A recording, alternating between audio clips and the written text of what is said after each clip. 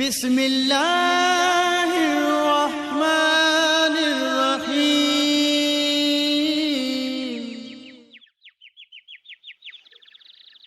Assalamualaikum warahmatullahi wabarakatuh.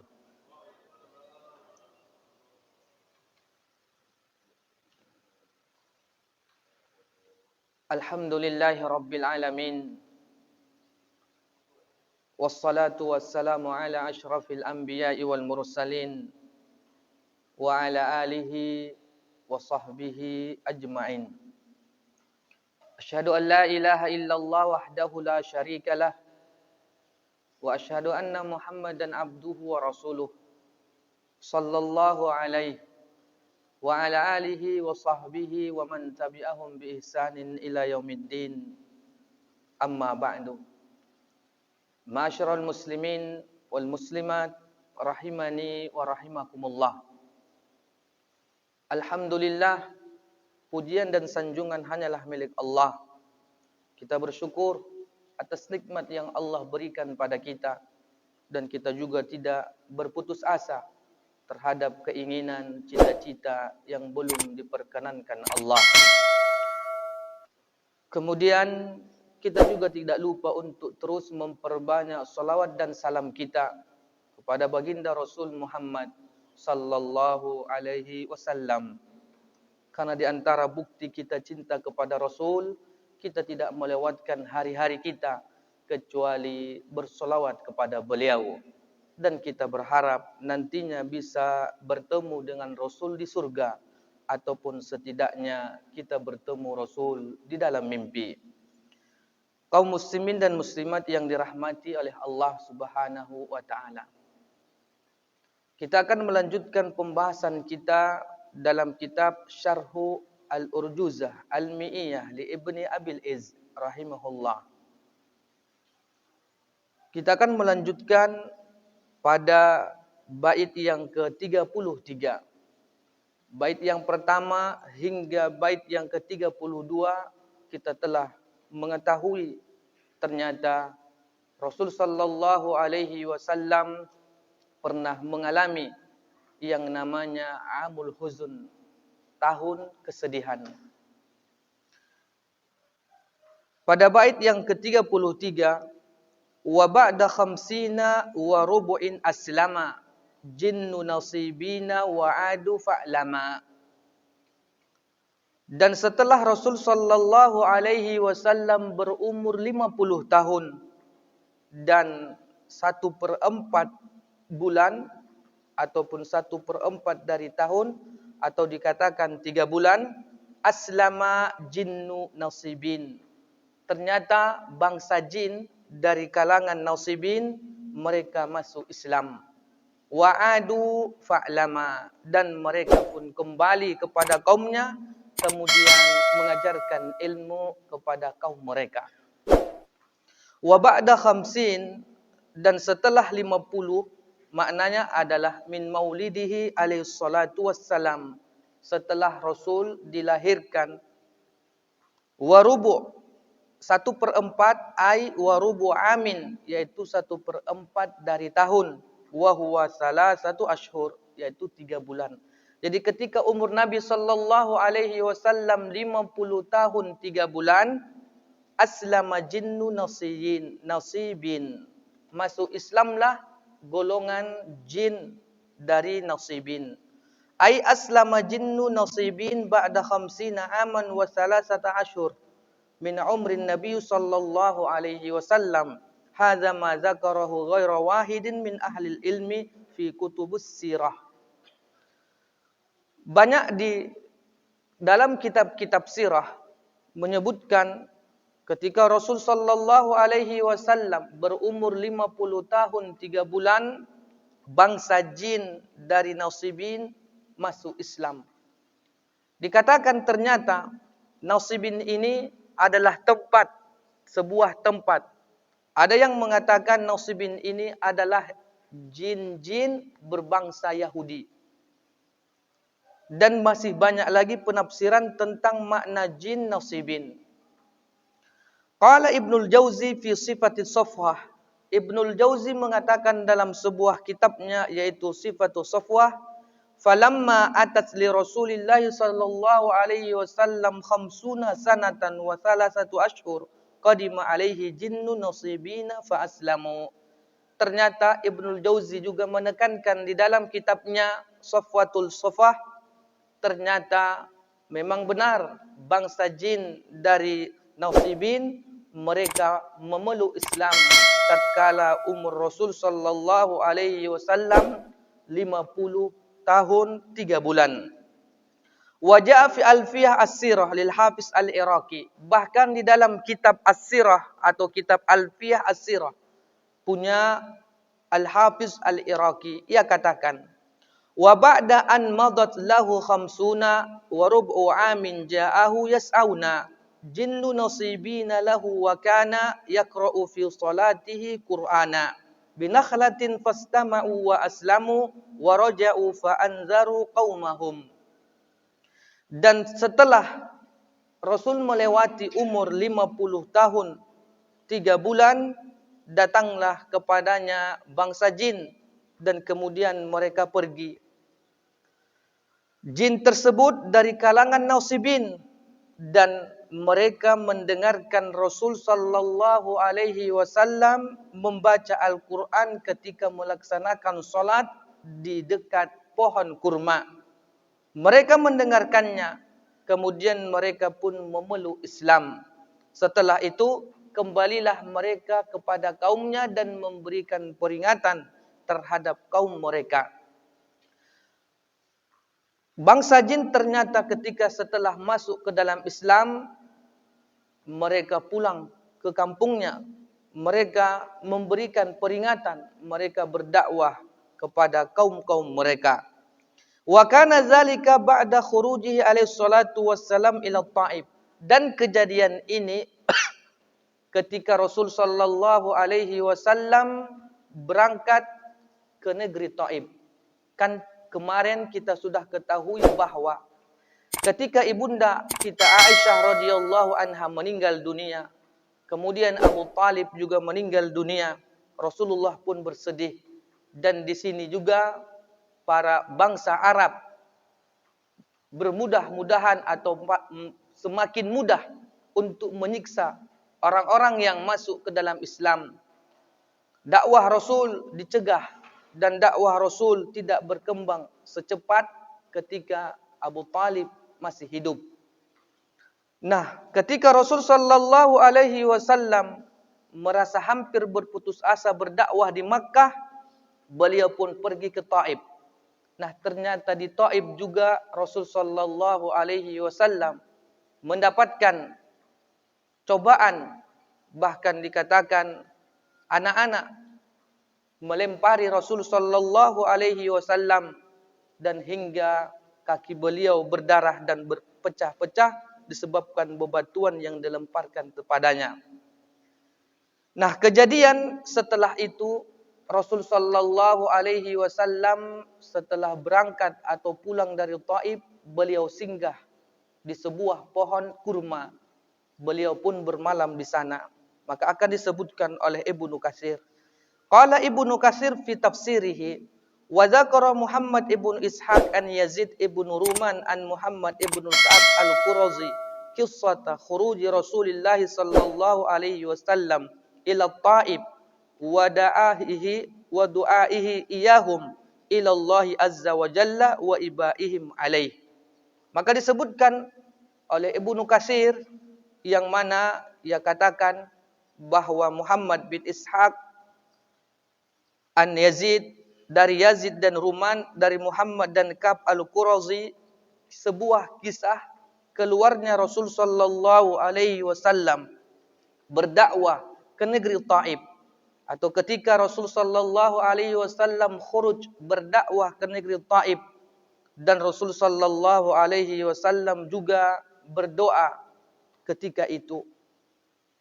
Fadzakaral qissah bituliha, kisah ini panjang. Wa awrada dzalika du'a al-hasan, namun di dalam hadis yang panjang itu ada sebuah doa yang sangat bagus. Yang mana Rasul sallallahu alaihi wasallam mengatakan, Allahumma ilaika ashku dha'fa quwwati. Ya Allah, aku mengeluh karena lemahnya kekuatanku.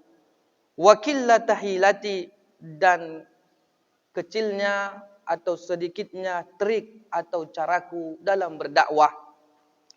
Rasul sallallahu alaihi wasallam memohon kepada Allah dan mengaku bahawa dirinya lemah dan tidak memiliki trik ataupun cara dalam berdakwah. Karena beliau mendapati orang-orang yang hidup di negeri Taif tersebut, di kota Taif, menolaknya. Kemudian Rasulullah pun ternyata hampir berputus asa. Beliau pun berdoa kepada Allah Subhanahu wa taala. Begitulah dunia dakwah. Tidak semua manusia menerima dakwah kita. Tidak semua manusia menginginkan kebaikan. Karena pada dasarnya manusia itu tak suka dengan kebaikan disebabkan pendorongnya adalah hawa nafsu yang mereka miliki. Ila akhirih, hingga akhir daripada hadis tersebut. Qal falamma insarafa anhum bata binakhlatin.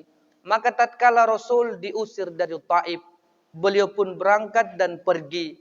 Kemudian di tengah perjalanan ada sebuah nakhlah, sebuah pohon, beliau pun di bawahnya dan bermalam. Faqara'a tilkal ayat minal Qur'an. Maka ketika itu, ketika bermalam, maka Rasulullah pun melaksanakan solat dan membaca Al-Quran. Ada yang mengatakan Rasulullah tidak solat, namun beliau membaca Al-Quran di bawah pohon kurma tersebut. Dan riwayat ini sama-sama dikuatkan oleh para ulama. Yang intinya ketika Rasul sallallahu alaihi wasallam di bawah pohon kurma tersebut ingin bermalam, Rasulullah pun membacakan ayat-ayat Allah. Fastama'ahul jinnu min ahli nasibin. Maka bangsa jin mendengarkan dari apa yang disebutkan oleh Rasul, apa yang dibaca oleh Rasul sallallahu alaihi wasallam. Kemudian para ulama mengatakan, kenapa bisa para jin ketika itu melewat atau lewat dan mendengarkan ayat-ayat Allah? Ternyata para ulama mengatakan, ketika Rasul sallallahu alaihi wasallam mendapatkan wahyu yang pertama dan kebiasaan bangsa jin sebelum Nabi Muhammad sallallahu alaihi wasallam diutus menjadi nabi dan rasul, bangsa jin itu bisa naik ke langit mencuri berita-berita. Namun ternyata setelah Rasul diangkat menjadi nabi dan rasul, langit tersebut dijaga. Bahkan adanya peluru-peluru yang bisa menghantam atau dilempar kepada bangsa jin yang ingin mencuri berita lagi di atas. Kemudian para pembesar-pembesar jin yang ada di bumi ingin mengetahui ada apa, kenapa langit sudah dijaga ketat. Kemudian diperintahkanlah bangsa jin ini mencari tahu di bumi ada apa. Apa yang terjadi di bumi? Kenapa langit itu sudah dijaga ketat? Nah, disinilah bangsa jin berkeliling. Mereka mencari apa penyebab mereka dilarang untuk mendengarkan berita lagi dari langit. Nah, ketika ternyata Rasul sallallahu alaihi wasallam bermalam ataupun singgah di Taif tersebut, maka Rasulullah pun membacakan ayat-ayat Allah. Dan ketika itulah bangsa jin lewat. Mereka mendengarkan ada sebuah ayat, ada sebuah bacaan yang belum pernah mereka dengarkan.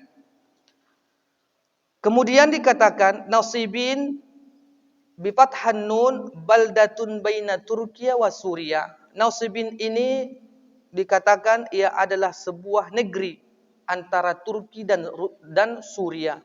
Sekarang antara Turki dan Suria. Wa'adu fa'lama. Kemudian orang-orang jin ini pun, bangsa jin ini pun kembali dan mengajarkan ilmu kepada masyarakatnya. Ay'adu li ahlihim munzirin. Yaitu mereka pun kembali kepada kaumnya dan memberikan peringatan. Wa du'atan ila tauhidillahi subhanahu wa ta'ala. dan kemudian mendakwahkan tauhid kepada kaumnya. Ternyata bangsa jin juga melakukan kesyirikan. Bangsa jin juga tidak mentauhidkan Allah Subhanahu wa taala. Para ulama mengatakan ternyata bangsa jin itu sama persis bangsanya seperti manusia. Mereka ada yang saleh, ada yang taleh, ada yang melakukan kesyirikan, ada yang mentauhidkan Allah Subhanahu wa taala. Kama qala Allah taala, sebagaimana halnya Allah Subhanahu wa taala menyebutkan, wa idh sarafna ilaika nafaran minal jinni yastami'unal Qur'an falamma hadaruhu qalu ansitu falamma qudiya wallaw ila qaumihim munzirin. Allah sebutkan dalam surah Al-Ahqaf ayat yang ke-29, maka tatkala datang segelombolan dari bangsa jin, mereka pun mendengarkan Al-Quran.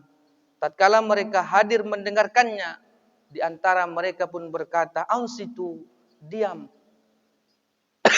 Falamma qudiya, maka tatkala selesai, wallau ila qaumihim munzirin. Mereka pun berpaling, mereka pun pergi ke kaumnya memberikan peringatan kepada mereka. Wa hadza fihi anna an-nabiy sallallahu alaihi wasallam bu'itsa lil insi wal jinni kaffah. Nah, inilah dalil bahwa Nabi sallallahu alaihi wasallam itu diutus untuk bangsa manusia dan juga bangsa jin. Jadi intinya bahwa Rasul sallallahu alaihi wasallam itu diutus kepada manusia dan juga bangsa jin. Hal ini juga dibuktikan dengan dalil-dalil yang banyak. Dalam ayat yang lain juga Allah mengatakan, Tabarakalladzi nazzalal furqan ala abdihi liyakuna lil alamina nazira. Maha suci Allah yang telah menurunkan Al-Furqan kepada hambanya agar ia menjadi pemberi peringatan kepada seluruh alam. Allah mengutus Nabi kita Muhammad sallallahu alaihi wasallam untuk seluruh bangsa, seluruh jenis, baik manusia ataupun jin, ataupun dari bangsa jin. Kemudian, apakah ada Rasul dari kalangan jin? Ternyata, Ibnu Katsir rahimahullah ketika menafsirkan ayat wa sarafna ilaika nafaron minal jin yastami'unal Qur'an, ia katakan ternyata tidak ada bangsa jin dari kalangan mereka seorang Rasul ataupun Nabi. Jadi tidak ada dari bangsa jin itu dijadikan para Nabi dan Rasul. Namun mereka memiliki da'i-da'i. Mereka memiliki ustadz. Ada kiai mereka. Ada guru-guru ibtidaiyah mereka, guru-guru ngaji mereka. Tapi dari kalangan jin, dari bangsa jin itu tidak ada diutus seorang Rasul pun atau Nabi dari kalangan mereka. Inilah yang disebutkan oleh Ibnu Katsir. Karena Ibnu Katsir juga menyampaikan dalilnya, wa ma arsalna min qablika illa rijalan nuhi ilaihim min ahlil qura. Kami tidak pernah mengutus sebelummu wahai Muhammad seorang rasul melainkan orang laki-laki yang kami berikan wahyu kepadanya di antara penduduk negeri.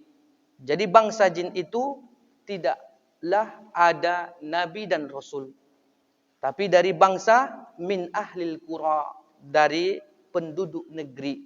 Jadi manusia.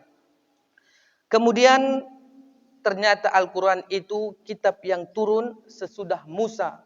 Kenapa bukan sesudah Isa? Maka ketika kita melihat dan membacakan sebuah ayat dalam surah Al-Ahqaf tersebut, maka ternyata bangsa jin itu mengatakan setelah ayat surah Al-Ahqaf ayat yang ke-29, ayat yang ke-30-nya bangsa jin menceritakan, qalu ya qaumana inna sami'na kitaban unzila min ba'di Musa. Bangsa jin pun mengatakan, wahai kaum kami, sungguh kami telah mendengarkan ada sebuah kitab yang diturunkan setelah Musa, musaddiqan lima baina yadayhi, yaitu membenarkan kitab-kitab yang datang sebelumnya, yahdi ilal haq, wa ila siratim mustaqim, dan memberikan petunjuk bimbingan pada kebenaran dan kepada jalan yang lurus. Nah, di sini bangsa jin mengatakan, kami mendengarkan sebuah kitab yang diturunkan setelah Nabi Musa alaihi salatu wassalam. Maka para ulama mengatakan, di antaranya adalah Ibnu Katsir, kenapa tidak disebutkan oleh bangsa jin itu kitab Nabi Isa alaihi salatu wassalam, yaitu Injil? Maka Ibnu Katsir mengatakan bahwa ayat-ayat ataupun kitab Injil tersebut diturunkan hanya menyempurnakan kitab Taurat Nabi Musa, dan ternyata di dalam Injil itu hanya berisi nasihat-nasihat dan wejangan. Dan sedangkan masalah tauhid, masalah akidah, itu semuanya sudah terdapat di dalam kitab Taurat. Dan bahkan Nabi Isa alaihissalam lebih banyak ia merujuk dari ayat-ayat Injil tersebut kepada kitab Tauratnya Musa alaihissalatu wassalam. Inilah dikatakan para ulama, ternyata kenapa pun bangsa jin itu mengatakan, kami mendengarkan ada sebuah kitab yang turun setelah Nabi Musa, karena kitab Taurat lebih sempurna ataupun lebih banyak kandungannya dari kitab Injil, dan sedangkan Injil adalah kitab menyempurnakan dari kitab-kitab Taurat. Kemudian kaum muslimin dan muslimat yang dirahmati oleh Allah Subhanahu wa taala, setelah kitab-kitab samawi diturunkan dan kitab terakhir adalah Al-Qur'an, dan Al-Qur'an itu adalah kitab yang membenarkan kitab-kitab sebelumnya. Allah mengatakan musaddiqan lima baina yadayh, yaitu kitab yang membenarkan kitab-kitab yang sebelumnya.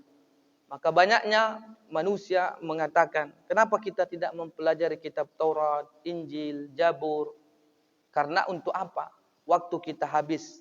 Al-Quran saja yang Allah turunkan 30 juz saja tak mampu kita baca. Maka kadang lucu juga kita melihat kawan-kawan pengen membaca kitab Taurat, Injil, Zabur. Nah, Al-Quran yang ada di depannya saja, ia hanya membaca ayat-ayat bahasa Arabnya saja. Di bulan Ramadan dia khatam 2 kali, 3 kali, tapi tak tahu isi kandungannya. Nah, sedangkan membaca